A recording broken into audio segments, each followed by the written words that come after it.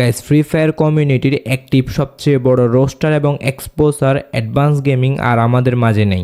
On the Mex highway Thursday morning and killed a young passenger who had just arrived in the country. আমাদের সবার প্রিয় roaster মুজাহিদ ভাই আমাদের এই দুনিয়ার মায়া ত্যাগ করে ওপারে চলে গিয়েছে। জীবন কতটা অনিশ্চিত সেটি আবার অনুভব করলাম। তিনি মালয়েশিয়ার একটি এয়ারপোর্ট থেকে বের হওয়ার পরে রাস্তায় একটি বড় অ্যাক্সিডেন্টে তার মৃত্যু হয়।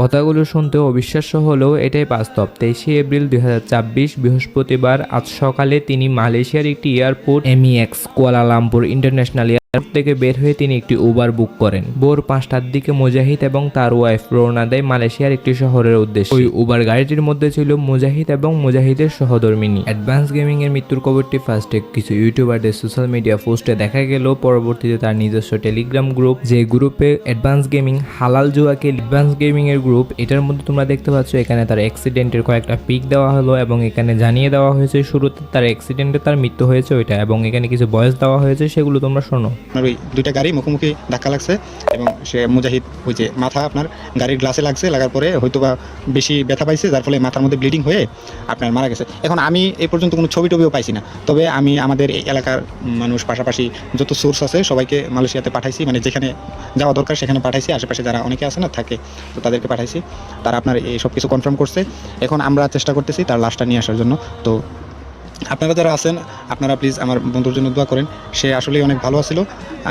আমি পরে আপনাদেরকে আরও আপডেট জানাবো না, ওকে?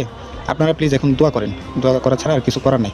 এরপরে গিয়ে তার অ্যাক্সিডেন্টের ছবি দেওয়া হয় এবং মুজাহিদ মানে অ্যাডভান্স গেমিংয়ের রিয়েল ছবি দিয়ে দেওয়া হয় এখানে। এরপরে তার ওই যে একটা ভিডিও দেওয়া হয় তাদের এলাকার মানে বাসের, ওইখানে গিয়ে ভিডিওটা সংগ্রহ করে তার লাশের ছবি দেওয়া হয়। এখানে একটা ভয়েসও দেওয়া হয়, ভয়েসটা তোমরা শোনো। সবার উদ্দেশ্যে একটাই কথা বলবো, আপনারা যারা আমার বন্ধুরে এতদিন যাবৎ দেখে না দেখে সাপোর্ট করছেন, হেল্প করছেন, পাশাপাশি তার মানে সব কার্যকলাপে আপনারা খুশি মনে মেনে নিছেন, তো আপনাদের কাছে আমার অনুরোধ, তার যদি কোনো খারাপ বা তার কোনো ব্যবহারে আপনারা কষ্ট পেয়ে থাকেন, আমি আমার বন্ধুর তরফ থেকে আপনাদের কাছে মাপ চাইতেছি, ওকে? আসলে আমি এখনও বিশ্বাস করতে পারতেছিলাম না যে সে মারা গেছে। এই যে এখন আমার হাতে ভিডিও আসছে, আমি ওখানে মানুষ পাঠাইছিলাম, তো এখন তার লাশ আনবো, তারপর তখন করবো। সবাই দোয়া করেন, আর কেউ কোনো ধরনের দাবি বা কিছু রাখেন না। তার খারাপ আচরণগুলো আপনারা একটু ক্ষমা সুন্দর দৃষ্টিতে দেখেন, তার ভালো কাজগুলো আপনারা একটু প্রমোট করেন। আর আমি তার ছবি দিছি যেন আপনারা তারে এতদিন যাবত অনেকেই আছে না দেখে তারে ভালোবাসছেন, তার প্রতি সাপোর্ট দেখেছেন, আপনারা যেন তার একটু দেখতে পারেন। আর খুব শীঘ্রই আমি এই গ্রুপটা হয়তো ক্লোজ করে দিতে পারি, আপনাদেরকে আমি পরে জানাবো না। হ্যাঁ, এখানে লাস্টে গ্রুপ ক্লোজ করে দেওয়ার কথা বলতেছে। তো যাক, এই বিষয়টা নিয়ে পরে কথা বলবো। উনি তো মারা গেছে, ওনাকে নিয়ে কথাগুলো এখন না বলাই উচিত। তো যাই হোক, মারা গেছে যাই হোক, মৃত্যু তো ভাই একদিন সবারই আসবে। তুমি যে বাইচে থাকতে যে অন্যায়গুলো করছো সেগুলো তো আর যাবে না, যে হক হালালের টাকা নিয়ে করছো নাকি হারামের টাকা নিয়ে করছো, সব তো দেখাই যাইতেছে।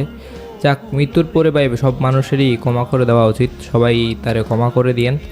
দেন হচ্ছে যে তার মৃত্যুটা কনফার্ম, আপনারা তো জানিয়ে গেছেন এবং আমি যতটুকু পারছি আপনাদেরকে দেখানোর বা বোঝানোর চেষ্টা করছি সে কীভাবে মৃত্যুবরণ করছে। তাছাড়া ইয়ার একটা নিউজ করা হয়েছে এখানে, কোন জায়গায় মালয়েশিয়ার একটা নিউজ করা হয়েছে, ওই নিউজটাও আপনারা শোনেন, আমি তার সাথে আমি নিজে একটু ডাবিং করে দিচ্ছি।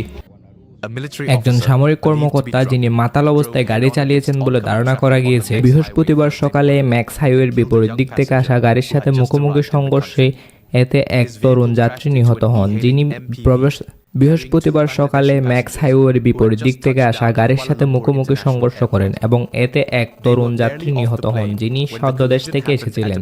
তার গাড়িটি একটি হেলিং এমভিবির সাথে ধাক্কা খায়, যেখানে দুজন বাংলাদেশি যাত্রী ছিলেন যারা কুয়ালালামপুর আন্তর্জাতিক বিমানবন্দর KLIA মাত্রায় অবরোধ করেছিলেন। তারা প্লেন থেকে নামার কিছুক্ষণের মধ্যে এই দুর্ঘটনাটি ঘটে। সকাল প্রায় 5টার দিকে সালাল সুলতান থেকে জালাল তুন রাজাকের দিকে যাওয়ার পথে সংঘর্ষটি ছিল ভয়াবহ। 22 বছর বয়সী এক পুরুষ যাত্রী যিনি এমপিবির মাঝের সিটে বসেছিলেন এবং গুরুতর মাথায় আহত পান এবং ঘটনাস্থলে তাকে মৃত ঘোষণা করা হয়। 20 বছর বয়সী এক নারী যাত্রীও আহত হন এবং বর্তমানে কুয়ালালামপুর হাসপাতালে চিকিৎসাধীন রয়েছেন। 61 বছরের বয়সী একজন হেলিং চালক মাথায় আঘাত পেয়েছেন। তাছাড়াও সন্দেহজনক চালক গাড়িতে থাকা 34 বছর বয়সী এক স্থানীয় নারীও আহত হয়েছেন। কুয়ালালামপুর ট্রাফিক তদন্ত এবং প্রয়োগ বিভাগের প্রধান ACP মোহাম্মদ মোহাম্মদ জামজুরি এবং মোহাম্মদ ইসা নিশ্চিত করেন যে পরীক্ষার দেখা গেছে যে সন্দেহজনক চালক আইনি সীমার চেয়ে বেশি অ্যালকোহল গ্রহণ করেছেন। 31 বছর বয়সী এই সন্দেহজনক প্রস্তাবের পরীক্ষায় মাদকের উপস্থিতি পাওয়া যায়নি, যা সাময়িক কর্মকর্তাকে গ্রেফতার করা হয়েছে এবং সড়ক পরিবহন আইন দ্বারা 44 উপধারা 1 অনুযায়ী তদন্ত করা হচ্ছে। তো এটাই ছিল আসল ঘটনা। তো আপনারা তার জন্য একটু দোয়া করবেন। বাংলাদেশের একজন রোস্টার এক্সপোজার যিনি মৃত্যুবরণ করলো। তবে এই রোস্টিং করা, এক্সপোজ করা এগুলো ভালো না। তারপর তিনি মৃত্যুবরণ করেছে, হয়তো তার সমস্ত ভুলগুলোকে আমরা মাফ করে দিব।